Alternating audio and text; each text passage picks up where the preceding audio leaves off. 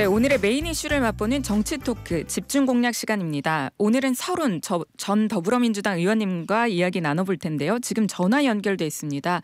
의원님 안녕하세요. 네, 안녕하세요. 서른입니다. 네, 현안부터 먼저 여쭤보겠습니다. 어제 한덕수 권한대행이 임시 국무회의에서 그 민주당 주도 6개 쟁점 법안에 대해 거부권을 행사하면서 그 야당 반발도 심해지는 것 같은데요. 네, 앞서 한덕수 대행이 정부는 헌법 정신과 국가의 미래를 최우선으로 하는 책임 있는 결정을 내렸다 이런 강조를 했는데요. 의원님께서는 어떻게 보셨습니까? 뭐 꼭 그렇게만 볼 건 아니고요. 어쨌든 그 주장이 일리는 있습니다. 그런데 이게 이제 국회가 통과시킨 것을 대통령 권한 대행이 거부권을 행사했는데 그건 행사할 수 있죠. 근데 이제 결론부터 말씀드리면은 이건 국회로 다시 돌아왔기 때문에 여야가 협상을 다시 해야 합니다. 다시 협상을 해서 그 문제를 풀도록 타협을 해야 되는데 이를테면은 양곡법으로 통칭되는 이 그 농민들에 대한 부분 이게 쌀이 과잉 생산되면 과잉 너무 많이 생산되니까 수요 공급이 안 맞아가지고 쌀값이 떨어집니다. 농민 피해가 생기기 때문에 이걸 정부가 이제 보존해줘야 된다. 재정을 동원해서 보존해줘야 된다. 이런 취지입니다. 취지는 나쁘진 않지만 이렇게 되면 두 가지 문제가 생깁니다. 하나는 시장이 왜곡되죠. 수요 공급 원칙을 무시해버리고 하는 거니까 그게 한 문제가 생기고 그다음 재정에 막대한 타격이 오게 됩니다. 그래서 이번은 그렇다고 해서 농민들이 어려움을 겪는데 그걸 못 본 척 한다는 것도 정치가 해야 할 일은 아니거든요. 적절한 타협을 해야 합니다. 이를테면은 쌀 수요를 더 늘릴 수 있게끔 우리가 뭐 K 뭐 붙이지 않습니까? 수출을 할 수 있도록 해야 우리 쌀이 참 좋거든요. 미국에서는 쌀을 한국 쌀을 굉장히 요구를 하고 있어요. 그러니까 수요를 늘릴 수 있는 방안을 생각하고 수요 공급 맞도록 해줘야죠. 그리고 이거를 지금 당장 자르면 안 되기 때문에 일몰 시간을 두어가지고 이를테면 5년간 이 법을 시행을 한다. 5년부터는 이게 없앤다. 이렇게 되면은 농민들도 준비할 시간을 갖기 때문에 그런 정도로 타협을 하는 방안을 생각할 수 있다고 봅니다. 그렇게 양곡법은 이 얘기를 하고 그다음 국회법하고 국회 정안전법이 또 있는데 이거는 국회 권한을 좀 강화하자는 취지거든요. 와서 그냥 뭐 뻔뻔스럽게 얘기하고 국회를 못 오가거나 하는 이런 경우에도 별로 제재를 할 수 있는 내용이 없어요. 그래서 이 강화하는 부분에 대해서는 이것도 역시 얘가 같이 논의해야 합니다. 논의를 해서 적절한 선에 타협을 해서 다시 통과시키는 쪽으로 정리를 하면은 가능하다고 생각하고요. 지금은 보통 때가 아닙니다. 국가 비상시기입니다. 이런 때는 정말 여야가 내놓고 같이 논의를 하면서 가장 좋은 방안을 찾아내는 지혜를 발휘해야 합니다. 다시 재논의해야 돼요. 맞는 말씀이신 것 같습니다. 그 민주당은 지금 한덕수 권한대행의 이 거부권 행사를 두고 내란 정권의 망령이 여전히 살아있다라는 표현까지 쓰고 있는데요. 그리고 이제 그렇지만 또 거부권을 행사하면 탄핵할 것이라고 엄포를 놓은 것과는 달리 일단 앞으로 어떻게 하는지 지켜보겠다는 입장인 것 같은데요. 의원님은 어떻게 전망하세요? 민주당이 앞으로 6개 쟁점 법안은 보면은 뭐 한덕수 총리도 얘기를 했지만은 고뇌를 한 흔적 확실히 있습니다. 그래서 그거를 내란에 부역했다, 내란 정권의 망령이 살아있다 이렇게 얘기할 부분은 아닐 것 같고, 근데 문제는 남아있는 2개 법안이 있습니다. 내란 특검과 김건희 특검입니다. 이 두 부분을 한덕수 총리가 그러면은 계속해서 거부권을 행사할 것인가? 나는 거부권 행사할 거라고는 생각하지 않습니다. 이 두 부분은 반드시 해야 되는 부분이거든요. 국민적 공감대가 돼 있다고 생각합니다. 그래서 그 2개 법안을 이 31일까지 하도록 되어 있는데 그렇게 길게 끌면서 할 일이 아니에요. 빨리 통과를 시키고 인정을 하고 그리고 나머지 부분은 합의해 나가는 그래야 6개 법안 이번에 이 거부권을 행사한 6개 법안도 합리적 논의가 가능할 것이라 생각합니다. 조국 혁신당에서도 어제 오후에 기자회견을 열고 민주당을 향해서 이 거부권을 행사한 한 권한대행을 즉각 탄핵 소추할 것을 촉구한다 이렇게 주장을 했는데 그건 제가 볼 때는 과도하고요. 그렇게 되면 국정 혼란을 피할 수가 없습니다. 그러면 국무총리를 이제 탄핵을 하고 나면은 이제 경제부총리가 또 탄핵에 대행을 해야 되는데 그렇게 간다면 전부 다 탄핵을 다 해버리면 내각에 남아 있어는 한 사람도 없게요. 그건 좀 지나치다고 보일 수밖에 없고 그런데도 불구하고 제가 말씀드린 대로 만일에 김건희 특검과 내란 특검을 거부한다면은 네. 그런 상황이 올 수밖에 없기 때문에 예. 그때는 탄핵을 피하기가 쉽지 않을 겁니다. 아, 예. 그건 총리가 하지 않을 거라 생각하고 네. 그 부분은 빨리 이 민주당을 진정시킬 의미에서도 6개 네. 법안을 거부권 행사했으니까 2개 법안 내란 특검과 김건희 특검 받아들이는 것이 네. 상황을 빨리 수습하는 방법일 수 있다 생각합니다. 네, 알겠습니다. 이 부분도 좀 여쭤보고 싶은데요. 그 최근 방송인 김어준 씨가 그 제보를 받았다고 주장하는 그 이른바 한동훈 암살조 논란을 두고서 민주당에서 당초 신빙성이 낮다 이렇게 판단한 보고서를 공개를 했다가요. 그 보고서의 출처인 박선원 민주당 의원이 어제 그 김어준 씨 방송에 나가서 김어준 씨에게 이 거짓말을 한 게 돼서 미안하다고 사과를 했습니다. 그러면서 이 보고서를 이제 가능성을 배제하지 않는다로 이제 수정해서 다시 공개를 했더라고요. 이건 어떤 의미로 봐야 하는 걸까요? 그게 참 그 말이 안 되는 얘기인데요. 예. 내용들을 보면요. 도저히 불가능한 얘기들을 막 합니다. 소설 썼죠. 네. 그래서 이게 정확히 밝히지는 않았습니다만 미 대사관에서 받은 것처럼 이렇게 얘기를 했는데 네. 미국 조선은 전혀 아니라고 얘기했잖아요. 예. 그리고 상식적으로 봐도 이게 말이 안 되는 얘기들을 막 해요. 그러면 그걸 얘기한 김어준 씨가 솔직히 내가 그냥 잘못 얘기했다. 네. 사과를 하고 나와야 돼요. 네. 그걸 뭐 국회의원인 사람이 거기 가가지고 또 아니니 하고 부인한다면은 자기가 지금까지 했던 얘기가 다 거리가 없어져요. 예. 잘못됐으면 잘못했다고 얘기를 사과를 하고 나가야지. 그게 소설을 썼는데도 불구하고 소설이 아니고 진실인 것처럼 얘기를 계속한다면은 네. 국민들이 그거 받아들이겠네 이거예요. 김어준 씨가 먼저 사과를 하고 그건 내 네. 잘못 생각했다. 이렇게 나와야 얘기가 풀어집니다. 네. 알겠습니다. 이어서 또 여쭤볼 것도 어떻게 보면 발언의 신빙성 관련된 질문인데요. 그 최근 명태균 씨 측 변호인과 또 홍준표 그 대구시장 간의 논란도 그 장외 논쟁도 격화되고 있는 상황이잖아요. 먼저 그 네. 명태균 씨 측 변호인이 방송에 나와서 홍 시장이 명 씨를 통해서 김종인 당시 비대위원장에게 복당을 부탁했다. 이렇게 이제 폭로를 하니까 홍 시장이 그런 적 없다.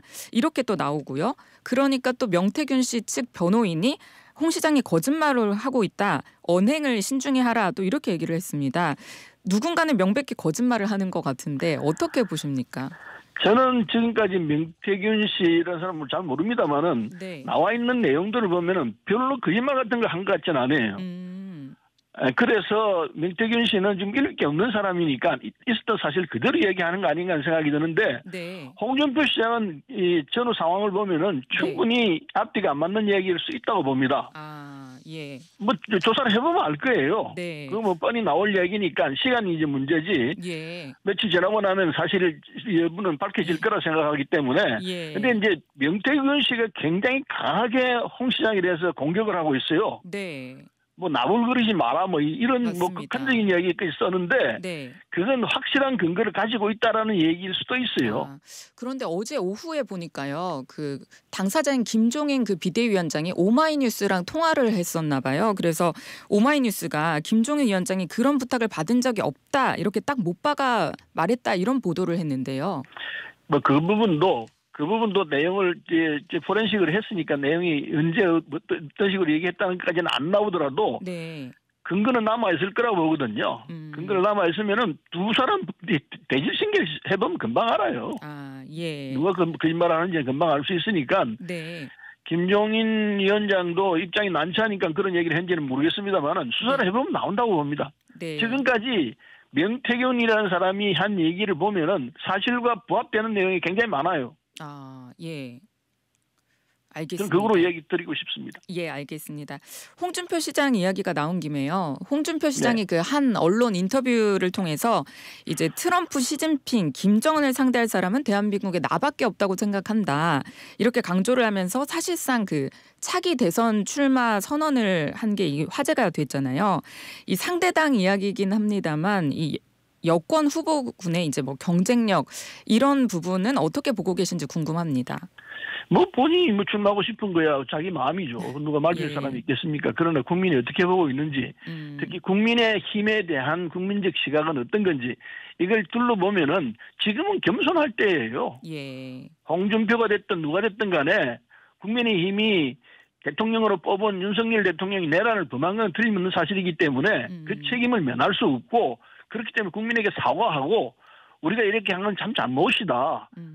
사죄한다. 이 얘기가 먼저 나와야 되는데 아직 뻔뻔스럽게 뭐 잘못한 게 뭐 있냐 이렇게 놓으면은 네. 국민으로부터 점점 멀어지는 거죠. 네. 그 점에서 홍준표 시장도 마찬가지로 생각합니다. 네. 한편 또 일찌감치 대선 출마 가능성을 열어둔 그 개혁신당 이준석 의원도 그 자신이 탄핵 계엄과 무관한 보수 진영 후보라는 점을 부각하고 있는데요. 혹시 그 범보수 대권 주자로 나올 수 있지 않을까 하는 기대감들도 있는 것 같습니다. 어떻게 보고 계십니까?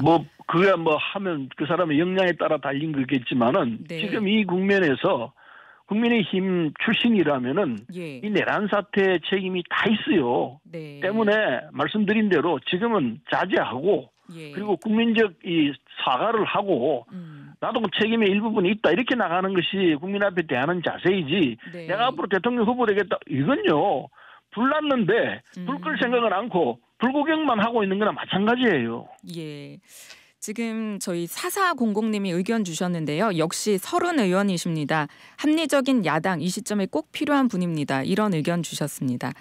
네. 나는 그분께 감사하지만 그렇게 안 생각하는 분도 굉장히 많아요. 예. 한편 이제 또 여당인 국민의힘 상황이 참 복잡하고 어렵습니다. 지금 이제 비대위원장을 누구로 할 것이냐에 대해서도 의견이 이제 모이지 않는 것 같은데요. 일단 원내 인사로까지는 좁혀진 것 같죠. 어떻게 전망하세요? 그 국민의힘은 이 비상대책위원회를 몇 번 꾸렸습니까? 그 부분에는 이력이 나 있는 그 당인데 또 불구하고 이 상황이 워낙 비상한 상황이기 때문에 당대표 뽑는 문제가 이게 아닙니다. 비상대책위원장 뽑는 문제가 이렇게 자꾸 혼미를 거듭하는 것 같은데 쉽게 하면 됩니다. 네. 누가 가장 국민으로부터 잘 인정받을 수 있느냐. 그리고 누가 깨끗한 사람이냐. 네. 그리고 시도력이 누가 있느냐. 이런 정도만 보면 되는 거지. 내 하고 싶다고 나서는 사람들 안 시키는 게 좋습니다. 네. 안 하겠다고 나서는 사람들이 골라가지고 하는 게 제일 좋은 방법 아닌가 생각해요. 네. 의원님께서 이렇게 말씀해 주시니까 또 이제 댓글에 정말 오랜만에 이쪽도 저쪽도 아닌 깔끔한 정리 너무 시원합니다. 서른 의원님 멋집니다. 오늘 패널 너무 좋습니다. 또 이런 의견도 주셨습니다. 네, 그건 고맙습니다. 예. 이제 여론조사 하나 제가 말씀 여쭙고 싶은데요. 최근 리얼미터가 18일 전국 만 18세 이상 남녀 503명을 대상으로 한 조사인데요. 이 민주당이 집권 여당을 대체할 수 있다. 이런 응답이 59.4%를 차지했다고 합니다. 이 자세한 내용은 중앙선거 여론조사 심의위원회 홈페이지를 참고하시기 바라겠고요. 이 조사 대상 규모가 크지는 않습니다만 지금 이런 여론 분위기가 이어질 것으로 보시나요? 민주당이 여당을 대체할 수 있다. 그거야 100% 가능하죠. 예. 지금 국민의힘이 하고 있는 걸 보면은 당장 갈아치워야 될 것 아닌가라고 생각하는 국민이 굉장히 많습니다. 그게 이제 60% 가까이 된다는 얘기인데 네. 이건 사실과 맞을 거라고 봅니다. 네. 지금 여론조사를 해보면 그 수장이라고 볼 수 있는 윤석열 대통령이 내란을 범했는데 그걸 만든 당이 국민의힘인데 국민의힘을 대체할 수 있는 민주당이 얼마든지 해낼 수 있죠. 네. 그 국민들이 인정하고 있다는 것이기 때문에 자연스러운 거로 보고요. 예. 이제 문제는 이 여론이 계속해서 갈 것인가? 이건 이제 앞으로 또 봐야 합니다. 다이나믹 코리아 아닙니까? 예. 우리나라는 워낙 변화가 무쌍한 이 나라이기 때문에 네. 그만큼 또 활동적이라는 얘기도 되겠지만은 네. 상황을 좀 더 봐야 합니다. 지금 현재는 그런 여론이 있는 건 틀림없다고 봅니다. 네. 한편 또 같은 여론조사에서 민주당이 집권 여당을 대체할 수 없다 이런 의견의 이제 이유를 보니까 가장 큰 이유로 이재명 대표의 사법 리스크를 꼽았더라고요. 이 부분은 어떻게 보십니까? 그건 사실이죠. 이게 이제 60% 정도가 민주당이 국민의힘을 대체한다고 하지만은 나머지 40%는 그것도 반대한다는 입장 아닙니까? 예. 그분들이 볼 때 민주당이 갖고 있는 제일 큰 이 약점은 이재명 대표의 사법 리스크다. 그거 누구나 다 알고 있는 사실이죠. 네. 그 사법 리스크를 벗어나야 진정한 대통령으로 나설 수 있을 것이라 보는데 네. 이 부분에 대한 이재명 대표의 자세가 지금 제가 볼 때는 쓱 받아들일 것 같지는 않아요. 이를테면은 네. 2심 재판이 진행되고 있는데 그걸 법원에서 서류를 송달하려고 하는데 안 받잖아요. 예. 윤석열하고 비슷해요. 네. 어제 윤석열 이제 지금 안 받잖아요. 네. 3차 다행히 이재명 대표는 3차는 받았습니다. 받았는데 예. 그 의원 이 해관에다 보냈다고 봅니다. 그러니까 네. 받을 수밖에 없어서 받았는지 모르겠습니다만은 윤석열 대통령은 그것도 안 받았어요. 3차도 안 받았기 때문에 이런 경우는 체포해야 될 거 아닌가 생각이 들어요. 네. 어쨌든 민주당 입장에서는 이게 이제 그 사법 리스크가 분명하기 때문에 이때 이재명 대표가 해야 할 자세가 하나 있습니다. 네. 만일에 대통령이 된다 하더라도 네. 국정을 이끌기가 참으로 어려울 겁니다. 그걸 예방하기 위해서라도 이렇게 예. 해야 합니다. 나는 결백하다. 나는 결백하기 때문에 빨리 재판을 진행해라. 네. 그런 결과를 나는 받아들이겠다. 네. 이렇게 나와야 진짜 대통령이 될 수 있는 자격이 있다고 봅니다. 네. 그렇지 않고 계속 시간을 끌거나 이러면은요, 국민들이 볼 때, 저건 본인 스스로가 유죄를 인정하는 거구나. 이렇게밖에 될 수가 없어요. 네. 그걸 왜 모르는지 모르겠어요. 대통령 되려면은, 이게 부 아니면 갑니다. 그거는 둘 중에 하나이기 때문에 예. 명백한 자세를 취할 필요가 있어요. 국민이 속지를 않습니다. 국민을 속이려고 든다거나 이거 자꾸 회피하려고 들면은 거꾸로 나오는 결과밖에 안 나와요. 네. 당당하게 나가야 돼요. 네. 한편 저희가 어제 변호사 두 분과 인터뷰를 했는데요. 변호사 중 한 분이 국민의힘은 현재 재판을 받는 사람이 대선 후보가 될 수 없도록 방지법을 만들어야 한다. 이런 논의가 필요하다고 했고요. 물론 민주당이 다수당이기 때문에 입법은 안 되겠지만 이런 이야기를 했습니다. 그리고 또 초일회가 재판을 받는 자가 대통령 출마 가능한가? 대통령은 이제 소추되지 아니한다는 그 조항이 있잖아요. 그 시점은 언제인가, 그 소추의 시점. 뭐 이런 현수막을 걸고 토론회를 만약에 한다면 민주당의 모든 이슈를 이제 흡수할 수 있을 거다. 이런 제안을 했는데요. 이에 대해서는 어떻게 보십니까? 이건 이제 대통령이 된다는 전제를 하고서 하는 얘기인데 이재명 대표가 네. 지금은 뭐 시간이 좀 빠르다는 생각이 들고요. 지금은 내란 문제를 어떻게 극복할 것이냐 그게 제일 중요한 시점입니다. 네. 그렇게 정리를 하고 예. 그리고 대통령 선거에 들어가는 시점이 되면은 이 문제가 자연스럽게 나올 수밖에 없습니다. 지금 헌법상으로 대통령은 예. 형사상 소추를 받지 않는다 이렇게 돼 있지 예. 재판 중인 부분에 대해서는 어떻게 한다는 내용이 없어요. 그렇습니다. 네. 그렇기 때문에 이건 논의를 해야 합니다. 네. 그에 대해서 국민적 의견을 모아야 되는데 네. 그건 그때 선거 때 얘기하면 된다고 보고요. 지금은 예. 이런 문제 가지고 얘기할 시점은 아니고 네. 내란 문제를 빨리 정리를 해야 합니다. 그래 네. 놓고 선거에 들어가서 얘기를 해도 늦지 않기 때문에 예. 지금은 그렇게 하고 이게 아마 엄청난 그 혼란을 야기할 소지가 되기 때문에 네. 초일위 쪽에서 이런 얘기를 미리 해보는 거는 틀린 얘기는 아닐 거라고 봅니다. 네. 또 이제 마지막으로 하나 여쭤보면요. 의원님께서 이재명 대표는 사퇴해야 된다 이런 주장을 앞서 하셨는데요. 혹시 지금도 유효한 이야기일까요? 지금은 국가 비상사태입니다. 네. 그래서 지금 그 얘기를 하면은 이게 여야 함께 이 혼란 속에 빠지는 상황이 되기 때문에 제가 예. 말씀드린 대로 결자 해지 본인이 스스로 풀어나가야 합니다. 예. 푸는 방법으로는 빨리 재판을 하라. 네. 이렇게 주장을 하면은 재판부에서도 그걸 생각할 거예요. 네. 그리고 법적인 이 클리어 깨끗한 상황을 만들어내는 것이 본인이 책임입니다. 본인이 해야 할 일이에요. 그거 계속 늦춘다면은 국민들이 그 받아들이기 쉽지 않아요. 네. 서로 대통령이 된다 하더라도 국가 혼란은 피할 수가 없어요. 네. 그럼 국회의원 죄송합니다. 대통령 임기를 채우지를 못하는 상황까지 갈 수도 있다고 봅니다. 그걸 예. 미리 방지하기 위해서는 깨끗한 상황을 만들어 놓고 시작하는 것이 꼭 필요해요. 네, 알겠습니다. 네, 지금까지 서른 전 더불어민주당 의원님과 함께했습니다. 오늘 말씀 감사합니다. 네, 고맙습니다.